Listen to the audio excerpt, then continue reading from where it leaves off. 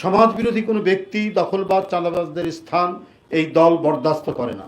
বিএনপির নাম ভাঙিয়ে কেউ অরাজকতা, বিশৃঙ্খলা সৃষ্টি করতে পারে, কিন্তু দল যখনই এই ধরনের কোনো ঘটনা অবহিত হয় তখনই তাদের বিরুদ্ধে সাংগঠনিক ব্যবস্থা গ্রহণ করতে দ্বিধা করেনি।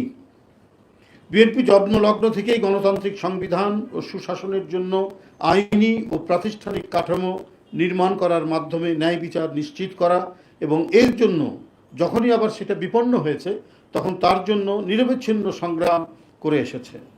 এই দল মনে করে একটি আদর্শ রাষ্ট্র ও সমাজে নেতৃস্থানীয় মানুষদের যোগ্যতা, দক্ষতা, ন্যায়পরায়ণতা, সৎ ও মানবিক গুণাবলী থাকা অনেক গুরুত্বপূর্ণ বিষয়। বিএনপি যতবারই ক্ষমতায় এসেছে ততবারই উল্লিখিত বিষয়গুলোকে অগ্রাধিকার দিয়েছে। জাতীয়তাবাদী শক্তির সমবেত ধ্বনি হচ্ছে সুশাসন ও ন্যায় বিচার নিশ্চিত করা। বর্তমান সময়ে নানাবিধ সামাজিক অপরাধের বিভিন্ন মাত্রার প্রকাশ দেখা যাচ্ছে। প্রশাসনিক স্থবিরতার কারণেই মব কালচারের প্রকোপ বৃদ্ধি পাচ্ছে। কালো টাকা এবং গোপন অপতৎপরতার প্রভাবে মব কালচারের নামে সমাজে বিশৃঙ্খলার চেষ্টা চলছে। আবার অন্যদিকে অত্যন্ত পরিকল্পিতভাবে প্রযুক্তি ব্যবহার করে স্বার্থান্বেষী মহল বিএনপির নামে সামাজিক যোগাযোগ মাধ্যমে নানা অপপ্রচার চালাচ্ছে।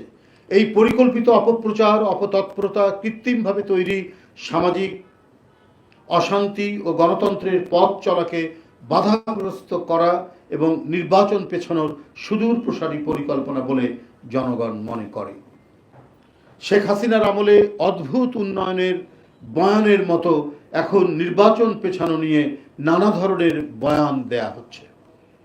সাংবাদিক বন্ধুরা, বিএনপির নাম ভাঙিয়ে যারা অপকর্মের সাথে জড়িত তাদের বিরুদ্ধে তাৎক্ষণিকভাবে দল থেকে সাংগঠনিক ব্যবস্থা গ্রহণ করে আসা হচ্ছে।